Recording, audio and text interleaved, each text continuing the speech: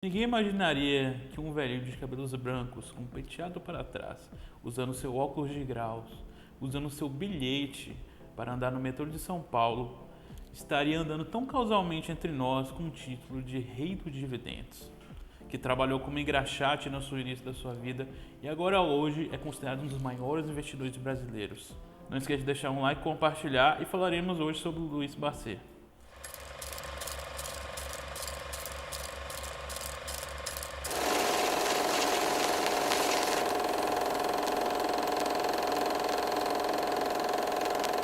Luiz Bacet não teve um início de vida simples e também não teve dinheiro para poder investir e depois ser conhecido como o rei dos investimentos no seu início.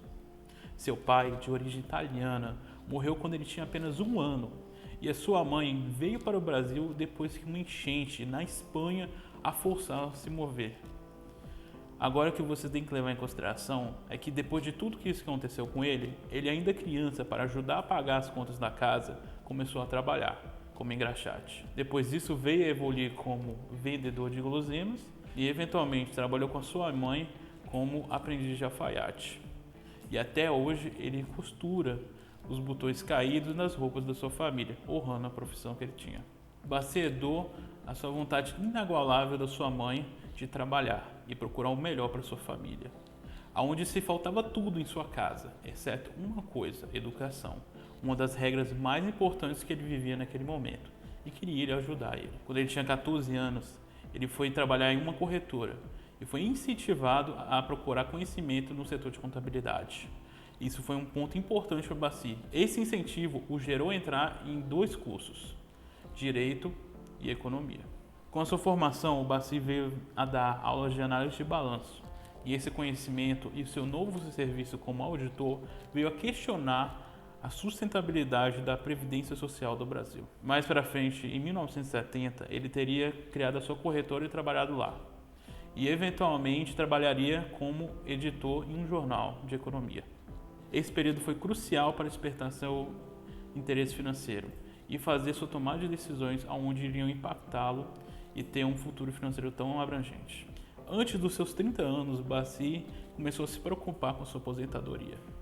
E logo percebeu que existem 2 tipos de pessoas que não precisam se preocupar com isso, sendo a primeira delas o funcionário público, onde receberia seu salário completo depois da sua aposentadoria. E a segunda pessoa seria os empresários, onde ele receberia um lucro rediante à sua empresa. A única coisa que Bacet tinha em mente naquela época, como foco principal, era nunca mais voltar a seu estado de pobre e passar as dores e as preocupações que ele passou quando era criança.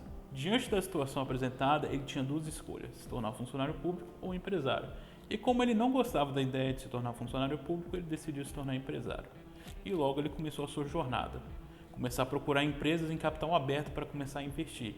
E começou a garimpá-las, onde eventualmente chegou a um resultado que chamou mais a sua atenção. Anderson Clayton, esse era o nome da empresa. Com um preço de ação de 50 centavos e dividendo de 12 centavos, é uma ação no setor de comida que é bem interessante e rentável. Porém, Bacet encontrou uma falha fatal no seu projeto. As suas 2 proprietárias, que seriam 2 mulheres de 80 anos, estavam tendo dificuldades em negar ofertas externas para comprar a empresa, que foi algo que o vice-presidente chegou a alertar Bacet. Diante das informações que Bacet coletou, ele foi obrigado a fazer uma escolha. Em vez de investir na primeira empresa que ele tinha analisado, ele investiria na segunda, que seria a CESP, uma empresa focada no ramo de energia que atuava em São Paulo. A empresa foi escolhida porque ela pagava dividendos no valor de 10% do valor nominal da empresa, de forma semestral. Isso dava em torno de $5.000, que é menos que um carro popular, mas que interessava muito a Bacet e na sua ideia de longo prazo. A partir desse momento, as metas começaram a crescer. Não só crescer, como dobraram, ou às vezes triplicaram, depende do Bacet. O mais importante dessa situação é que, com o dinheiro que o Bacet conseguia dos seus investimentos, ele começou a fazer reinvestimentos. E com esses reinvestimentos, aumentando a sua posição. Depois de 10 anos, Bacet finalmente conseguiu alcançar sua meta de superar a renda mensal do INSS, com uma ideia de perseverança, paciência e estratégia. Depois de muito estudo, Barsi criou seu método chamado Método Barsi, onde investiria em empresas que pagam bons dividendos e têm uma expectativa boa de sucesso no futuro. Investir em empresas com valor de mercado abaixo do valor patrimonial. Porém, essa estratégia requer muita paciência, perseverança e conhecimento. Barsi investe em empresas que têm expectativa de sucesso no futuro. Então, entrando nesse mercado de investimento, ele entra como acionista, não com a intenção de vender as ações, mas como participar dos projetos. A intenção dele é comprar essas ações e receber bons dividendos e lucros ao decorrer dos anos, na expectativa que essa empresa vai crescer e gerar um bom desempenho para ele. Qualquer pessoa pode começar nesse investimento, entrando em empresas e também investindo nelas. Só que para você ficar milionário, você precisa ter paciência e uma boa estratégia. Depois que você escutou sobre a estratégia de Barsi, você tem que saber uma coisa muito importante. Você tem que saber tratar sua ansiedade. Se você não saber como tratá-la, você pode acabar vendendo suas ações ou fazendo alguns erros de cálculo que pode acabar gerando um mau investimento. Barsi teve muito inspiração de Buffett. Eu fiz um vídeo sobre ele, se você tiver interesse de ver, o link está na descrição. Buffett e Barsi seguiram uma filosofia de investimento chamada Value Investing, que está no vídeo que eu coloquei na descrição.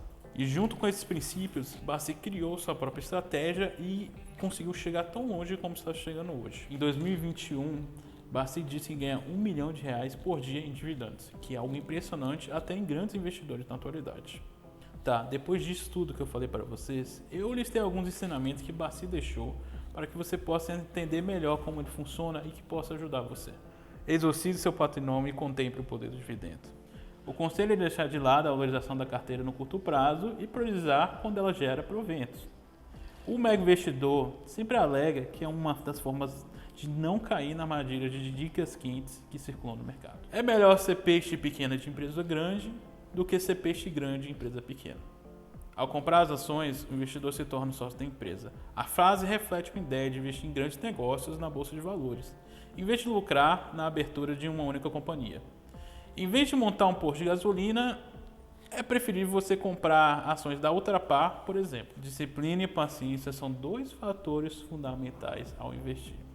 Para colher resultados de investimento, Barsi disse que é sempre essencial ter disciplina para fazer os aportes frequentes na bolsa de valores e paciência para guardar o retorno das aplicações. A ideia é sempre pensar no longo prazo e dar tempo ao tempo. Não direcione para o mercado de ações aquele dinheiro que você usaria para uma necessidade qualquer. A mensagem é clara: o investidor não deve fazer aplicações na bolsa pensando em uma data de retirada.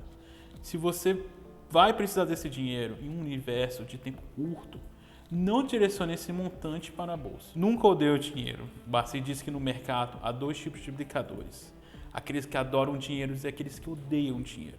Para ter sucesso, é recomendado que você não odeie o dinheiro.